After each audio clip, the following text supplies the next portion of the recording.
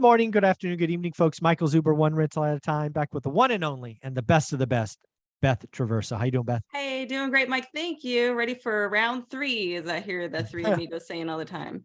Yes, round 3. So we're just going to do a what if game. I'm just going to make up some questions, paint a picture of the future, and let me know how it would impact your market. Again, you can only talk about your market, your experience. Okay. Before I do these, tell people what market you're in so they have context. Right. Greater Seattle area. That's where I am. And the median home price is what? About 900. Yeah. Okay. All right. So first question today, 30-year mortgage rates, owner roughly speaking, are 7.3%, roughly speaking. Our first what if is by summer of next year, Beth, interest rates on the 30-year mortgage are 11%. 11 for the best of the best. What is going on, you think, in the greater Seattle area when there's 11% mortgage rates? Well, it's going to have an impact on pricing, right? Has to, with that extreme. Yeah. I've never seen, so I've been doing this almost 25 years. When I got into it, it was around 9-ish, I think. And that was kind of high, right? You know, we didn't think of it as being like, now we think of 9 as like, oh, and it would be a real shock to the system to go even that high. I've never seen 11.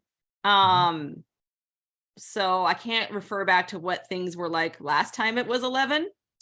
But I would imagine that people would have to get very, very creative with the financing options. That's the only way it could work.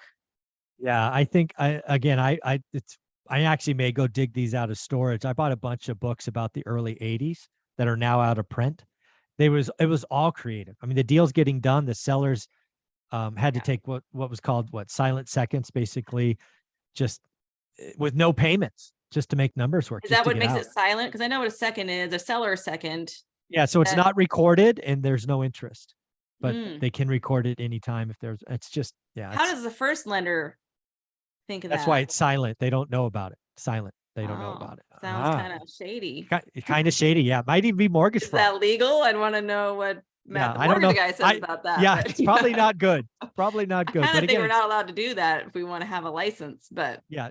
I don't know. I don't know. Maybe it was okay back then. Maybe back then you could assume loans, right? Back in the 80s, assumption on everything. So yeah, very different. And I do think we don't have that many in this area of the FHA and VA loans, but if there were any of those would be prime for the assumption. But then somebody has to make up the extra. Maybe that's where the second comes in.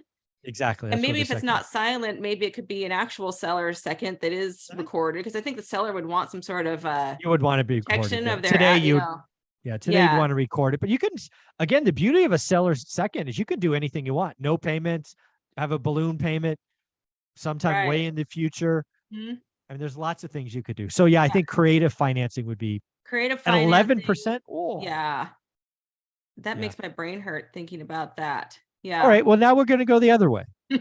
Let's say for whatever reason, inflation falls apart. The economy's still doing okay. So no big layoffs. Unemployment's, I don't know, 4% or something. So not crazy.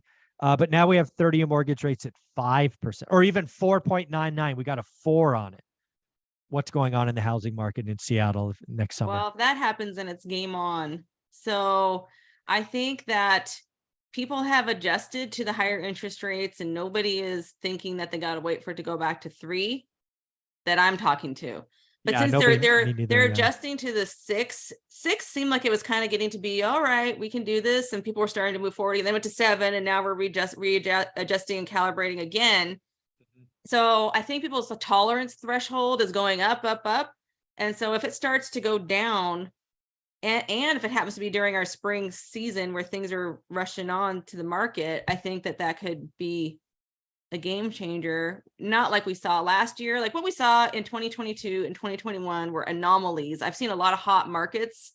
That was completely insane and not sustainable, as we've seen, right?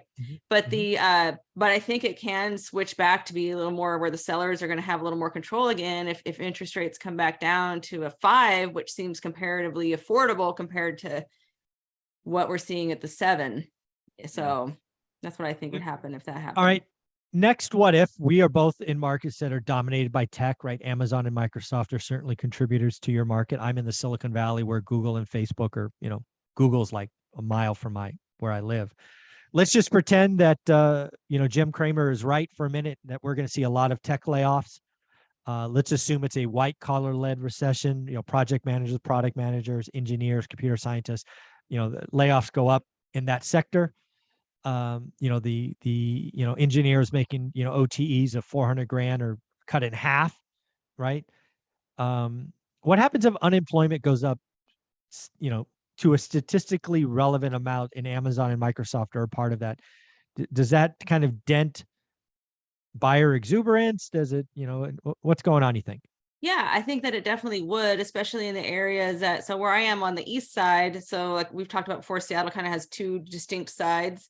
And on the east side is where more of that is, more of the people that work. It's where the a lot of Amazon, they kind of split, but there's a lot of Amazon headquarters in Bellevue, and there's Microsoft in Redmond and these other east side areas, and then the neighborhoods around it that are known for having very strong schools that have been very much dominated by people in the tech industry. I think it will pour cold water on that, and especially the higher end too. And if because a lot of people are using their stock to purchase properties, and so like if they don't feel secure in their income and their portfolios, then I don't see how that could not have an impact. As far as how much remains to be seen, would remain to be seen. This is all theoretical. Yeah, these are just crazy what ifs that I'm literally thinking of as I go through them, trying to do one negative, one positive, one negative. I'm just trying to have fun with it. So do you remember, I think there was an $8,000 tax credit for buying homes in like 2009-ish, maybe? Yeah, I remember that. So let's fast forward 2023 and we get a first time home buyer program. Whether it's, I don't know, we can just make it up. $20,000 back on your taxes for buying a home, first time home buyer. Haven't bought a home in 3 years. What do you think something like that is? Again, very much first time home buyer. So not move up buyers, not luxury, but let's go after the first time home buyers and help them buy. Do you think that has any impact? Yeah, I think that it would. In my market, it would be in the areas a little more to the south of us and on the periphery that tend to be more within the price point. So a lot of times there's limits, there's caps on those types of programs that often disqualify a lot of the area where I am, because it's too high price for the program a lot of the time. So I think that it would be beneficial for, who knows? It depends on what the parameters are for this. But I think it could be potentially a really good thing if people are able to get some tax help and get into homes. And it would just be one more benefit for the first time buyer who can get in when because they couldn't get in earlier this year. Yeah. It was very hard for a first time buyer. They were being outbid by cash, and they were being outbid by investors. They were just getting clobbered time and again. So it would just give them a little more advantage. And like we talked about last week, the lower end is kind of struggling a little bit with affordability. And I don't know if a credit really solves the affordability issue, but it's something that maybe somebody could use in combination with a rate buy down or some other type of negotiation. Well, who knows? Maybe the program is first time home buyers get 2% off. I don't know. I'm just playing what if. Right. Yeah.